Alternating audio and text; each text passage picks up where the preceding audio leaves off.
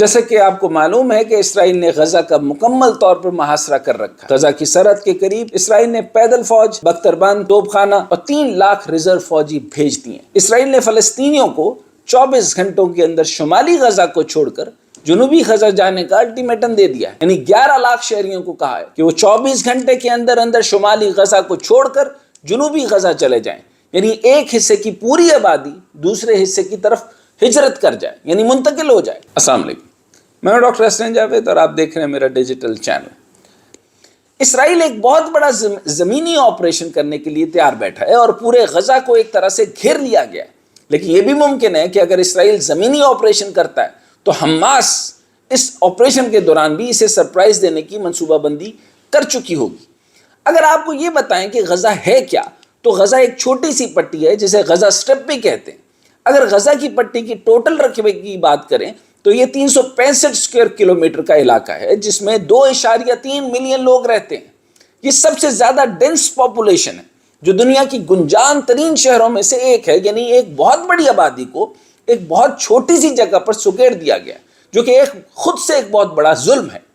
غزہ کی 45% آبادی ان امپلائڈ ہے، یعنی بے روزگاری کا شکار ہے، اور 40% خاندان فوڈ انسیکیورٹی یعنی غذا کی کمی کا شدید شکار ہے۔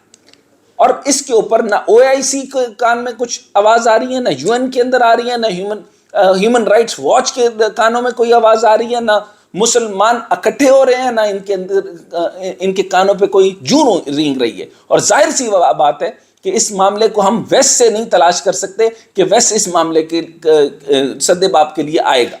اسرائیل تقریباً 2007 سے مکمل طور پر فلسطین کی ایئر سپیس اور ٹیریٹوریل سپیس پر قابض ہے۔ 2001 میں اسرائیل نے غزہ کا یاسر عرفات ایئرپورٹ بھی تباہ کر دیا تھا۔ زمینی راستے سے تو اسرائیل کو گھیرا ہوا ہے، اس کے علاوہ غزہ کی سمندری راستے یعنی ٹیریٹوریل واٹرز پر بھی اسرائیل کا ہی قبضہ ہے۔ غزہ کا کچھ حصہ مصر کے ساتھ بھی لگتا ہے جسے رفح کہتے ہیں، لیکن وہ بارڈر بھی مصر نے بند کر رکھا ہے۔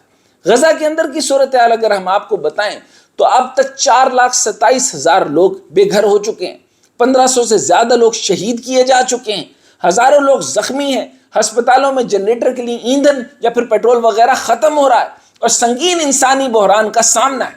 اوپر سے جو الٹیمیٹم اسرائیل نے دے دیا ہے کہ 24 گھنٹوں کے اندر شمالی غزہ کو چھوڑ کر 11 لاکھ شہری جو ہیں وہ جنوبی غزہ کی طرف چلے جائیں، اور اوپر سے پورے غزہ کا محاصرہ کر رکھا ہے۔ کہیں سے کوئی امداد وہاں تک نہیں پہنچ پا رہی، اور اقوام متحدہ بس صرف یہی کر رہا ہے اور کہہ رہا ہے کہ اسرائیل کو یہ الٹیمیٹم واپس لے لینا چاہیے اور نقل مکانی غزہ کے شہریوں کو تباہ کن ہو سکتی ہے۔ یہی تباہی جو ہے وہ پاکستان جب پارٹیشن کے دوران میں آیا تھا تو ہندوستان سے جو پاکستان کو نقل مکانی کی گئی، آج تاریخ کے بہت سارے حقائق کہتے ہیں کہ یہ نقل مکانی کا کہیں سے بھی آرڈر نہیں ہوا تھا، اور یہ نقل مکانی کے دوران کتنے ہی مسلمان، لاکھوں مسلمان کاٹ دیے گئے، اور نتیجے میں ہمیں صرف اور صرف آج بھی صرف شہاب نامہ اور چند کتابیں ملتی ہیں کہ اتنا زیادہ ظلم ہوا، اتنا ریپ ہوا، اتنے لوگ قتل ہو گئے۔ بس اس تاریخ کے علاوہ، اس تاریخی کہانیوں کے علاوہ ہمیں کچھ نہیں ملتا۔ کیا آپ اسی طرح کی کہانیاں اور درد و سوز کی کہانیاں ہمیں اسرائیل میں بھی سنانا چاہتے ہیں؟ امریکی وزیر خارجہ اینٹونی بلنکن عمان میں اردن کے شاہ عبداللہ اور فلسطینی صدر محمود عباس سے ملاقات کی، نتیجہ ابھی سامنے نہیں آیا۔ سعودی شہزادہ محمد بن سلیمان نے ترکی سے بھی رابطہ کیا ہے، طیب اردگان سے اور اپنے ہم مذہب ایرانی جو صدر ہیں ان سے بھی رابطہ کیا ہے، اور صورتحال کو بہتر بنانے کی طرف اور بہتری کی طرف لے جانے کی بات کی ہے۔ لیکن اسرائیل جو اس وقت بہت بڑے آپریشن کے موڈ میں ہے، ہیومن رائٹ واچ نے اسرائیل پر غزہ کی پٹی اور لبنان پر بمباری میں سفید فاسفورس کا استعمال کرنے کا الزام عائد کیا ہے۔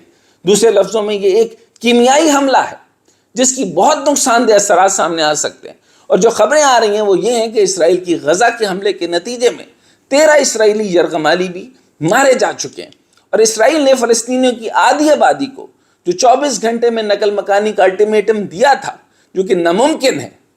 اسرائیل امریکہ کی سپورٹ سے اس دفعہ بہت بڑا فوجی آپریشن کرنے جا رہا ہے۔ یہ یاد رکھیے، ایک بہت بڑا فوجی آپریشن کرنے جا رہا ہے۔ اس سے پہلے بھی غزہ پر اسرائیل بڑے اور طویل آپریشن کر چکا ہے، جن میں 2008، 2012، 2014 اور 2021 میں فلسطینیوں کے خلاف بڑے اور طویل آپریشن کیے گئے۔ جن میں ہزاروں فلسطینی شہید اور لاکھوں زخمی اور بے گھر ہوئے، جن میں بڑی تعداد میں بچے شامل تھے۔ ماضی کے آپریشن میں لاکھوں لوگوں کے گھر، سکول اور دفتر، عمارتیں تباہ ہو چکی ہیں۔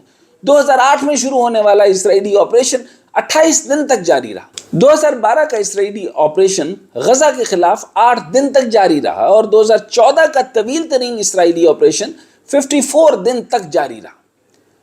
2021 کا اسرائیلی آپریشن 11 دن تک جاری رہا اور 2023 کا موجودہ آپریشن 7 اکتوبر سے جاری ہے۔ اسرائیل کی طرف سے 2008 کے حملے میں فاسفورس گیس، جسے بین الاقوامی سطح کے طور پر ممنوع ہتھیاروں کا استعمال شامل کیا جاتا ہے، یعنی یہ ممنوع، یعنی پروہیبٹڈ بورس میں اور پروہیبٹڈ ویپنری میں آتا ہے، اس کا استعمال کیا گیا۔ 2014 میں 50 دنوں کے دوران اسرائیل میں 2100 سے زیادہ فلسطینیوں کو قتل کیا گیا، جن میں 1462 شہری اور 500 کے قریب بچے شامل تھے۔ 500 کے قریب بچے شامل تھے۔ کیا پوری دنیا بند پڑی ہے؟ ان کے کان بند ہیں؟ کیا سمم امیم بکمم ہو چکا ہے؟ کیا سب لوگوں کے دل بند ہو چکے ہیں، کان بند ہو چکے ہیں، کہ سماعتیں ختم ہو چکی ہیں؟ لیکن آپ یہ نہیں سن رہے کہ 500 کے قریب بچے شامل تھے قتل میں۔ اسرائیلیوں کی طرف سے آپریشن پروٹیکٹیو ایج کے نام سے کیے گئے حملے کے دوران تقریباً 11,000 فلسطینی زخمی ہوئے، 20,000 گھر تباہ اور 50 لاکھ افراد بے گھر ہوئے تھے۔ ایک بار پھر اسرائیل پر جنون سوار ہے۔ دیکھنا یہ ہے کہ کیا مسلمان اور خاص طور پہ عرب ممالک اس آپریشن کو روکنے میں کامیاب ہو سکیں گے؟ تو فلسطین کے ساتھ سفارتی اور تجارتی تعلقات قائم کرنے کے لیے بھرپور کوشش کرتے نظر آ رہے تھے۔ اب ایک بار پھر اسرائیل پر جنون سوار ہے۔ دیکھنا یہ ہے کہ کیا مسلمان اور خاص طور پر عرب ممالک اس آپریشن کو روکنے میں کامیاب ہو سکتے ہیں؟ جواب تو یہ ہے کہ یقیناً نہیں، کیونکہ نہ ان کے اندر اہمیت ہے، نہ کوئی جرت ہے، نہ کوئی ان کا وقار ہے، نہ کوئی عزت ہے۔ مسلمان کو مار رہا ہے، مسلمان کی ٹانگ کھینچ رہا ہے، مسلمان آپس میں ایک دفعہ متحد نہیں ہیں اور اللہ کی رسی کو مضبوطی سے تھامے ہوئے نہیں ہیں، اور ان کو یہ بھی نہیں پتا کہ آپ کی ڈائریکشن کس طرف ہے اور آپ نے کس طرف دیکھنا ہے۔ تو ظاہر سی بات ہے، تو کس معاملے میں وہ بہتر ہو سکتے ہیں؟ بہرحال جو پوری دنیا فلسطین کے ساتھ سفارتی اور تجارتی تعلقات قائم کرنے کے لیے بھرپور کوشش کرتے نظر آ رہے تھے، کہ سارے کے سارے جو ہے وہ نقصان میں چلا جائے گا۔ وہ اس طریقے سے چلا جائے گا، نہ کوئی معاملہ ایران سے تیل کا چین کے ساتھ درست ہوگا، نہ معاملہ جو ہے وہ سعودیہ اور ایران کا آپس سے مل کر چین اور ساؤتھ ایسٹ ایشیا کے اندر ایک طاقتور معیشت بن سکے گا، کیونکہ یہ سارے کے سارے جو ہے یہ دیکھنا پڑے گا کہ حزب اللہ کون آپریٹ کرتا ہے، اس کا حماس کون آپریٹ کرتا ہے، اور یہ چھوٹے چھوٹے گروہ یہ تھرڈ ورلڈ وار کا کیا آغاز تو نہیں بنانا چاہتے۔